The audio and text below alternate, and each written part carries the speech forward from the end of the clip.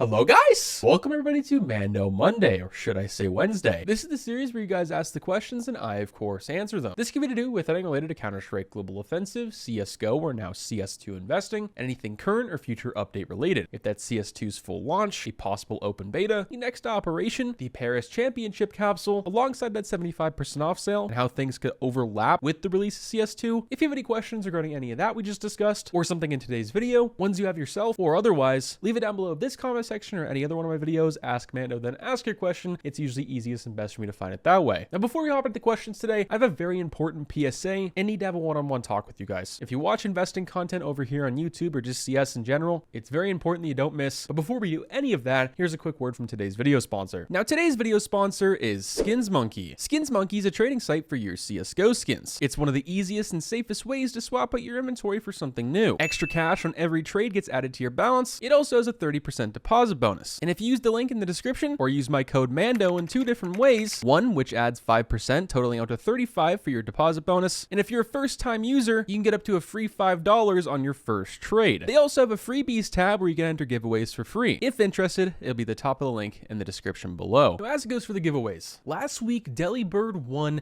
the Black Nile with a 1x Fnatic holo from Paris 2023 on the scope. Actually was a very long time viewer of the channel, got some Steam messages in, glad you won, bro. And as it goes for next week's giveaway, I think we're gonna do some Stockholm 2021 stuff, mainly to do with some Copenhagen Flames crafts that I just kind of want to get rid of. But the big deal breaker is the 20,000 subscriber giveaway. It seems to be it's coming a lot faster than I assumed. So for that to start off as of right now, when that does hit, going to be giving away a M4OS print stream, well worn, which is around 150 bucks. When CS2 comes, it could be in the 200s, and we're most likely gonna throw out a bunch of other stuff as well. Maybe do multiple different giveaways, so it gives people a better chance. How you enter is very simple. You just comment on the video, leave your Steam ID or leave it in your YouTube bio. Best of luck to everybody. So yes, it is Wednesday. I know I'm a little late to the party for Mando-Monday, but I've been wanting to fill everyone in with what's been happening here on YouTube, but also with me, which the problem we're about to discuss is somewhat also the reason I haven't been uploading to YouTube nearly as much as I was, especially when CS2 first came out, or even as just a few weeks ago. So first things first, the CounterStrike community, especially over here on YouTube, has changed drastically in a very short period of time. And this may be a whole video on its own, but I haven't really decided yet, and it's just been really bothering me. So currently, if you go on YouTube and you search any sort of CS investment or content in general for Counter-Strike, there is, at least what it feels like, hundreds of channels that are clones, pretty much all started from Friendly, who obviously broke the algorithm and people started enjoying his content. People saw that success of those 30-second to 1 to 2 minute videos. There were many people before him, like Rave CS, who stopped uploading. I don't know the specific reasons, possibly for these exact problems, but I'm not sure. But there's tens or hundreds of these channels that upload a bunch of clickbait garbage and nonsense content. And I gotta say, for someone who's been in the scene for a while, has been watching CS content for years, it really hurts to see it. A lot of the people who are making these videos are brand new to CS, at least for YouTube. Their Steam accounts have either nothing in them, they have one coin, it's from 2023 from the Paris Major, this is their first rodeo, and making content for it is probably not the best idea. Now, Nilo on YouTube for CSGO put out a video of this the other day that I think explains this absolutely perfectly. The only problem with it is I wish it was longer, and I think he said a part 2 is coming soon. This explains how I and everyone else has been feeling, and I think even for you guys as well. And before everyone started copying each other, I like to call this the TikTok side of Counter-Strike, and it still is, but I think a lot of this is a lot of people trying to catch this new wave of Counter-Strike fans for the release of CS2. Now, most people I would hope have common sense or understand with what's going on, and how you should do your own research, and you shouldn't be doing something financially, especially from someone on the internet that told them to do so, but people obviously do that don't know any better. That's a pretty big problem. Now, if it was 1 or 2 channels, not that big of a deal, but when there's tens, possibly going to be hundreds soon, that's when it becomes an issue. Now let's talk about me and my upload schedule. So with all this going on YouTube, with this new generation of content, this isn't the main reason, but it definitely has not helped with my recent upload schedule. I've recently changed some things around, as you can tell, not as many videos per week. That's for a few different reasons. Yes, the oversaturation and overstimulation, but I've also kind of found a new pride and joy in CS, and that's just CSGO commentaries, or now CS2. We take a topic, couple to few times a week, also Mando-Monday, and we just talk about that one subject, and it really reminds me of the old Call of Duty days over here on YouTube, with just a little more fancy editing. And you guys seem to be enjoying them as well with the numbers we're putting up, and I guess we gotta say thank you for that. And I feel like I barely scratched the surface on with how I feel. I do think a commentary is gonna have to be made out of this. Let me know what you guys think down below. Now let's hop into the question. Our first question up here is starting off with an absolute bang. Will CS2's release date be delayed? This is a pretty common situation and question that's been floating around the internet, especially in all the CS communities between Reddit, Twitter, and even YouTube. And some people and players are even believing it, and they have a good reason reason to do so. Valve has been pretty much dark on every situation, especially when it comes to CS2's release date, the next CS2 beta, what happened in the limited test build, because for people who don't know, the limited test build, which everyone was playing one day, people were looking at skins in game, talking about the full release, and one day the servers went offline, and I think most people were busy with the new stickers that were coming, such as the Paris Major, and I think with new content, new events coming with the pro scene, people didn't really have much time to react to it disappearing, and that's exactly what happened. Ever since then, no one's really been looking back on it. I made a video a couple weeks ago saying CS2 just disappeared out of nowhere, but also Valve has been completely dark on social media, not even when it comes to CS2, but even something like CSGO's Paris Major. The championship capsule should have been added last week, the 75% off sale hasn't been added, and if we go off past previous years, that sale's not going to come for weeks to come, so Valve is obviously busy, and I believe they're working on CS2, which is why everything has been delayed, and we've gotten delayed responses because they have such a small dev team. But if we take a look at all the trailers that have been going on, the lack of content and lack of everything else, we're supposed to get a summer 2023 release date. But if it's not ready, which I don't believe it would be, but in that case, I think Valve would just release a more of an open or less limited test build, if that makes any sort of sense. CSGO will still be around, but CS2 will be out, just not as a full release where it's going to take over CSGO quite yet. They're going to wait until everything's polished, until we can move a little more forward. But I think that release date is pretty solid for right now. Let me know what you guys think. Next question up here is in regards to third-party services. Case move, is it legit and do I use it? So I'll say this right off the bat. Any sort of third-party service that you use to connect your CSGO account to that's not like Faceit or Faceit's anti-cheat, I don't use whatsoever. Obviously third-party sites, yes, but besides that, no. People may think this is a little silly. I'm over-exaggerating, I'm overthinking, but I don't use anything like this to alter anything for CS. I know Master Shiny and I believe even Feltz made a video on this a year or two ago. I haven't seen anyone get banned on it, at least that I know publicly or that I've ever talked to. It's just not something I like to play around with. Yes, it makes things 10 times easier. Yes, it very much seems legit. I just don't like associating my Steam account or logging into anything very sketchy and having it connected, if that makes any sense whatsoever. Now, would Valve punish anybody for using this without some sort of warning? Probably not, but they have every right to do so if they felt like. Their terms of service is pretty shaky, and it's just not something I like to play around with. That's just me. Might be a little controversial. You ask a different content creator, they're probably going to say something completely different, but I also know there is a fair share of people that will probably agree with me on this matter. Now, our next question up here is from Stevie, and he says, do you think there's enough visual difference from a field-tested to minimal wear Op Medusa to justify the price jump? So before we even look at the prices, my friend, I gotta say, this is CounterStrike. People are paying hundreds of thousands of dollars for pixels, and floats, if that's high or low, something even really rare, people will pay that price. So looking at the Op Medusa in a place like Buff, minimal wear is $3 grand, and field-tested is $2,300. Believe it or not, Battle Scarred all the way back in the day when it first released, back when OP Skins was around and the Steam market was the only two places you could buy skins, this thing was like $300 or $400. That's besides the point. There are 73 listed for minimal wear and 81 for field test. So rarity, I think, would probably play into this, but that's just how the market's priced at the moment. The Medusa, correct me if I'm wrong, is based off lighting as well. So this doesn't really wear too much, very similar to the Op Worm God in that sense, where it just gets darker the higher float it gets. Jokingly answering your question like it did at the beginning, this is just simply what the CS market demands and what's an asking price for right now. I know it doesn't really make much sense, especially to maybe possibly new people coming in, but we see this exact situation on a lot of other things that have the same circumstances where they aren't necessarily extremely rare. Now, to answer your question, if that price jump is worth justifying, I would say absolutely not. And even when it comes to rarity, just based off the quantity we're seeing here, is also not worth it whatsoever. Me, I'd probably go with field test, but I'm also not one to really care about that rarity status. Really up to you there. Our next question up here is from Raz. Do you ever see Valve changing tax on the Steam market? Would it benefit them if they reduced it? So the obvious no-brainer would be yes, it would help them and benefit them either in the short or long term, but, which there's a pretty big but to this, is that people, players, average Joes are going to use the Steam market regardless. Even if they upped it, I still think people would use this a boatload. It's the home marketplace of CS. It's unlike any other marketplace. You can unbox something and sell it the same day when you can't trade it on a third-party site. But yes, the fees are pretty high and there are quite a few limits. But if they changed it and possibly increased the amount of money you could have on here, I think would benefit them with more players coming to use this, but also would create some problems, which this is something I see getting added pretty much no matter what in the next few years, some way or another, and that's KYC. For those of you who don't know what this is, pretty much in any crypto platform, any platform where you're trading stocks or you need to report your revenue to your government to pay taxes on it, they need to know who you are and where to send you some sort of file at the end of the year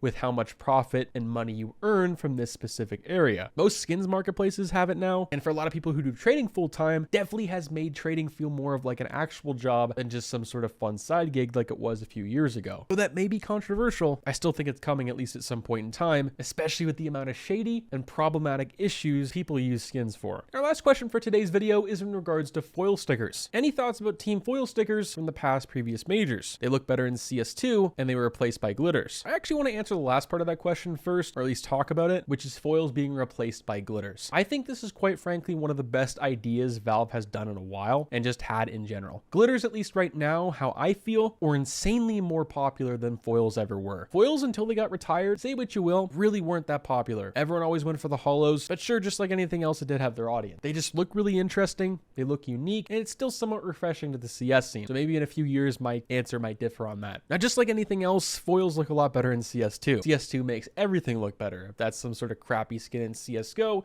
or something even like RMR. Now here's two really good examples of foils becoming a really good investment, but also starting to slow down, especially when the CS2 hype isn't here like it is right now. Now, a really popular foil sticker from 2016, long before foils got retired and the CS2 hype really started, was the Splice foil from MLG Columbus. Looks pretty good in game, a lot of reminiscing, at least for me, looking at this right here. But before CS2 was announced, this was anywhere from 15 to 20 bucks. And then the day CS2 got announced, it was 35, and ever since then, it's been starting to slow down at 31. But for the most part, it's been pretty popular and stayed at that $30 range. Compared to the CS2 hype when it starts to die down, we have the Crown foil. This was around $500 to $600 on pretty much a daily basis for this. I would know because one, we can look at the charts, but I also unboxed one of these and sold it a week later on buff. The day CS2 was announced, went all the way to $1,200, just like anything else. It went absolutely crazy and then started to come down. And well, here we are right now at around $700 to $800 on a place like Buff. But just like anything else, I think they're an investment you shouldn't put all your eggs into one basket for, but I think in the long term of things, probably going to be pretty popular. Just make sure you're not going for the super niche and super really unknown stickers, if that makes any sense. As it goes for foils returning in any sort of future major capsule, I don't really see it happening. I don't think Valve has any reason to. I think glitter stickers are immensely more popular. Now that wraps up Mando Monday. Hopefully you guys enjoyed. Not really sure how long this episode's going to turn out. In the raw footage, we're almost hitting an hour, but a lot of that was from the beginning and me just cutting out certain parts probably. Let me know what you guys think. One, about the questions, but also about the situation over here on YouTube. I'll catch you guys in the next one. Stay positive, stay sexy. I'm out, guys. Peace.